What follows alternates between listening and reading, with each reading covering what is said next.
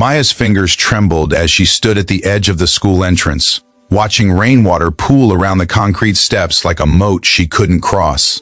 Other students rushed past her, their laughter echoing off the wet walls, their brand new sneakers splashing through puddles without a second thought. But Maya couldn't move. She stared down at her feet, at the canvas shoes held together by hope and superglue, at the cardboard she'd carefully cut and placed inside to cover the holes in the soles. One wrong step, one deep puddle, and everyone would see. They would know. And once they knew, she would become that girl the one whispered about in hallways, the one avoided in group projects, the one defined by what she didn't have, rather than who she was. So she stood there, frozen between the rain and her shame, calculating which path through the courtyard would keep her secret safe for one more day. If you believe that kindness can change a life, that compassion costs nothing but means everything, then please take a moment to like this video, share it with someone who needs to hear this message, and subscribe to our channel for more stories that remind us of our shared humanity. Your support helps these stories reach the hearts that need them most. The morning bell rang, sharp and unforgiving, and Maya had no choice but to move. She took the long way around, hugging the covered walkway, her backpack pressed against her chest like armor. She'd perfected this routine over months, the careful navigation, the strategic timing, the constant vigilance. She knew which classrooms had back entrances, which bathrooms were least crowded, which corners of the cafeteria offered the most shadow. Invisibility, she'd learned, was an art form, and she'd become a master at it. Not because she was naturally shy or antisocial, but because survival sometimes meant erasing yourself before others could erase you first. Her mother worked 3 jobs cleaning offices before dawn, serving lunch at a roadside diner and stocking shelves at the grocery store until midnight.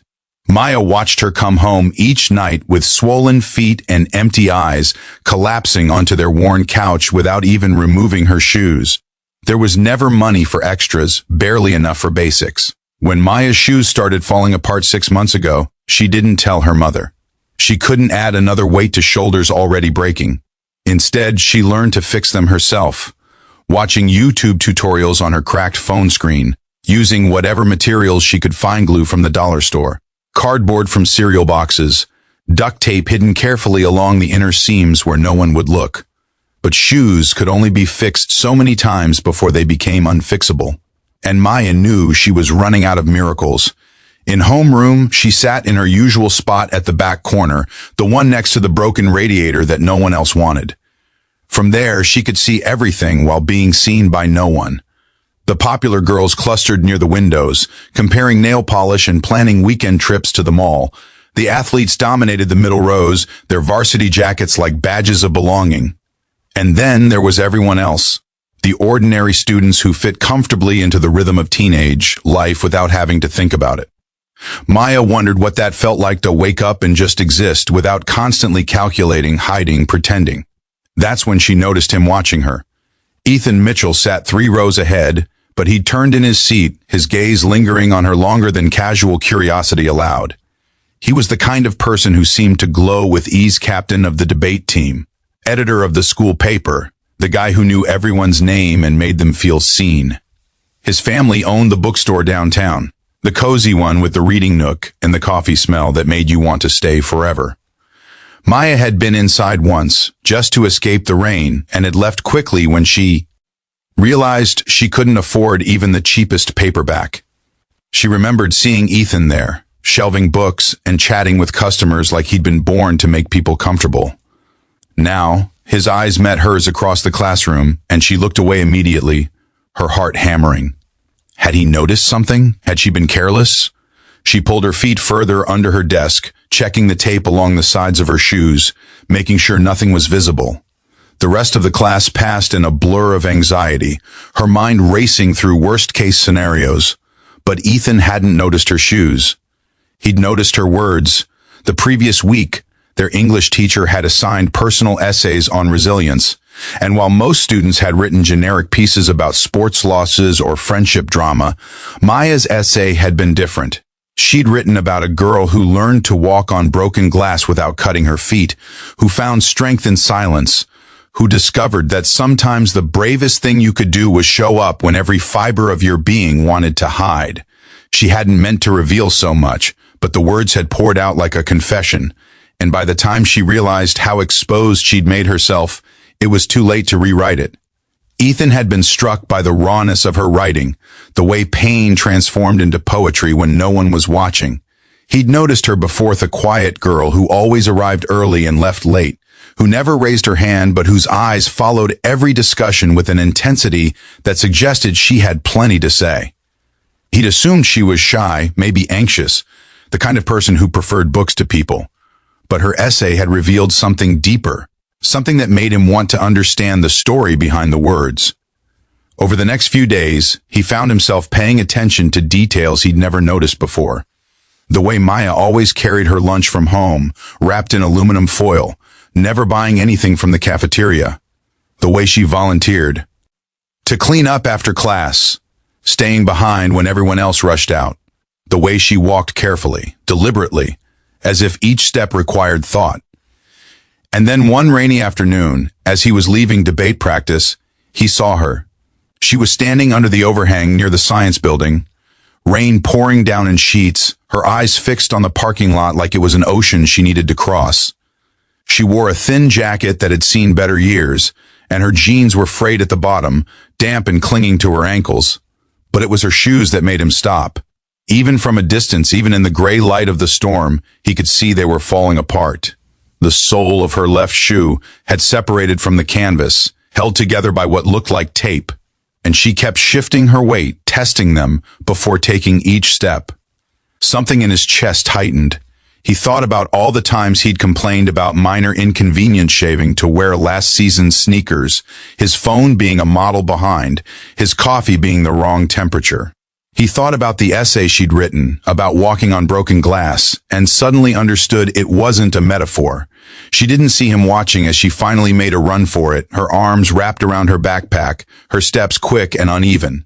He saw her wince as water seeped through the cardboard and tape, saw her jaw tighten as she kept going anyway, refusing to stop until she reached the bus stop, and then she was gone, disappearing into the rain like a ghost. That night, Ethan couldn't stop thinking about her. He tried to focus on his homework, on the college applications waiting on his desk, but his mind kept returning to that image of Maya standing in the rain, hiding pain behind careful composure. He realized that while he'd been going through life, assuming everyone's struggles were similar to his own, there were people right beside him carrying weights he couldn't imagine, and worse, he'd been too comfortable in his own world to notice. The next morning, he did something unexpected. Instead of heading to his usual friend group, he approached Maya's corner in the library, where she always studied before school. She looked up, startled, her hands instinctively moving to her backpack as if protecting something valuable. He asked if he could sit down, and after a long hesitation, she nodded. They didn't talk much that first day, just sat in comfortable silence, him reading for debate, her working on calculus problems. But he came back the next day, and the next, establishing a routine that felt natural rather than forced. He learned that she was brilliant at math, that she tutored younger students for free at the community center, that she wanted to study engineering but thought college was a fantasy for people like her. He learned that her favorite book was about a girl who built wings from scraps and flew anyway, that she loved thunderstorms because they made everyone equal in their need for shelter, that she believed kindness was the only currency that never lost its value. And slowly, carefully, she began to trust that his presence wasn't pity, it was genuine friendship. Ethan never mentioned the shoes. He understood that some things were too tender to touch directly. Instead, he found other ways to help. He started a school initiative to collect gently used clothing and supplies for students who needed them, framing it as an environmental sustainability project so no one would feel singled out. He talked to the counselor about emergency funds for students facing financial hardship, suggesting they advertise it better so people knew help was available. And one day, working with the school's community outreach program, he quietly arranged for gift cards to be distributed to families in need. No names, no questions, just help when it was needed most. Maya's mother received one of those cards, and when she came home that night with tears in her eyes and a bag containing new shoes for her daughter, Maya knew. Something had shifted in the universe. She didn't know Ethan was behind. Ith made sure of that, but when she walked into school the next day, wearing shoes that fit, that didn't hurt, that didn't require constant monitoring, she felt something she hadn't felt in years: lightness. Ethan noticed immediately. He saw the way her steps had changed, no longer calculated and careful, but natural and free. He saw her smile more easily, participate in class discussions, even join a study group, and he realized that sometimes the most powerful thing you could do for someone wasn't to fix their problems directly, but to create conditions where they could fix things themselves, with dignity intact.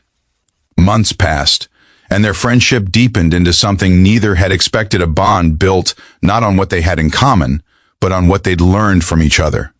Maya taught Ethan to see beyond surfaces, to understand that struggle didn't always announce itself, that some battles were fought silently in the spaces between normal life. And Ethan taught Maya that accepting help wasn't weakness, that community meant carrying each other, that her worth had never been tied to what she wore or didn't wear. On the last day of school, as they sat on the steps watching other students celebrate, Maya finally spoke the words she'd been holding. She told him she knew not everything, but enough. She knew he'd seen her that day in the rain, knew he'd understood without making her explain, knew he'd helped without making her feel small. And instead of thanking him, which would have made it transactional, she simply said, "You made me remember I was still here, that I still mattered." Ethan's eyes glistened, and he realized that this moment of recognition, of seeing and being seen, was what it meant to be human. Not the grand gestures or the public recognition, but the quiet decision to notice someone's pain and respond with compassion instead of indifference. If this story moved you, if it reminded you to look twice at the people who seem invisible, to offer kindness without waiting for acknowledgement, then please share this video with someone who needs this reminder. Like, comment, and subscribe to our channel, because every share means another person might choose compassion over judgment, connection over indifference. Your engagement truly matters. Before we close, I want to ask you something from the heart. Have you ever been the person hiding something, or have you been the one who noticed and cared? Share your story in the comments below. Your words might be exactly what someone else needs to hear today. Maya went on to earn a full scholarship to engineering school, her essay about walking on broken glass becoming part of her application that reviewers said they'd never forget.